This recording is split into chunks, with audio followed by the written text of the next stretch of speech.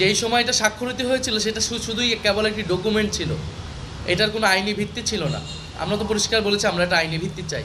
জুলাই জাতীয় সনদ যে সংস্কারের যে ঐক্যমতের দলিল, সেটাতে জাতীয় নাগরিক পার্টির পক্ষ থেকে স্বাক্ষর সম্পন্ন করার জন্য আপনারা ইতিমধ্যে জানেন যে এই জুলাই জাতীয় সনদ বা এই সংস্কারের দাবি আমাদের একদম জুলাই গণ অভ্যুত্থান থেকেই ছিল। আমরা যে নতুন বন্দোবস্তের কথা বলেছি, রাষ্ট্র সংস্কারের কথা বলেছি, পরবর্তীতে সংস্কার কমিশনের উদ্যোগে এই সব কিছুই সেই সময় বৈষম্য বিরোধী ছাত্র আন্দোলন এবং পরবর্তীতে জাতীয় নাগরিক কমিটি হয়ে জাতীয় নাগরিক পার্টি আমরা সংস্কারের পক্ষে সবচেয়ে দৃঢ় অবস্থান নিয়েছিলাম। কিন্তু জুলাই জাতীয় সনদ যেদিন স্বাক্ষরিত হয়েছিল, জাতীয় নাগরিক পার্টি এনসিপি সেদিন সে স্বাক্ষর অনুষ্ঠানে আসেনি এবং স্বাক্ষর করে নাই। কারণ আমরা তখন বলেছিলাম যে এই জুলাই জাতীয় সনদের যে আইনি ভিত্তি, সেই আইনি ভিত্তি নিরূপণ না হলে, আইনি ভিত্তি নিশ্চিত না হলে আমরা আসলে এই ডকুমেন্টে সাইন করার কোনো মানে থাকবে না। এবং এই ডকুমেন্টে যে নোট অফ ডিসেন্ট রয়েছে, আমরা মনে করি নোট অফ ডিসেন্ট কোনো সিদ্ধান্তের অংশ হতে পারে না। নোট অফ ডিসেন্টের মীমাংসা গণভোটের মাধ্যমে হয়ে গিয়েছে।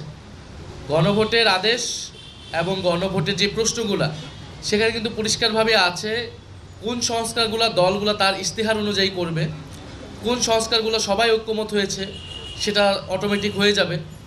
আবার কিছু সংস্কার বাধ্যতামূলক, জনগণের রায়ের উপর এটা নির্ধারণ করছে, যেমন উচ্চকক্ষ ভোটের অনুপাতে হবে, নির্বাচন কমিশনার সবাই মিলে যে নিয়োগ করবে, এই বিষয়গুলো। ফলে গণভোটের যে প্রশ্ন, এর মধ্য দিয়ে আসলে নোট অফ ডিসেন্টের পুরো বিষয়টাই মীমাংসিত হয়ে গিয়েছে।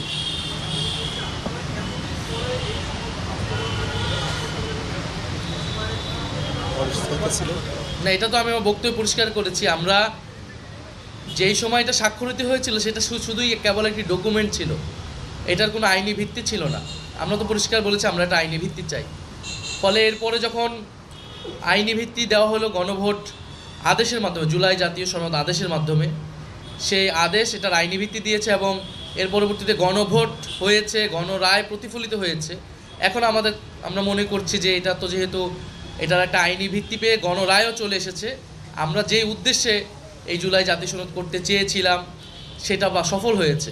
এখন এটা আমাদের বাস্তবায়ন প্রয়োজন এবং বাস্তবায়নের ক্ষেত্রে যাতে কোনো ধরনের দ্বিধা না থাকে যে একটা পার্টি কেন সাইন করে না, সেটা যাতে না হয়, এই বাস্তবায়নের স্বার্থে আমরা স্বাক্ষরটি করি।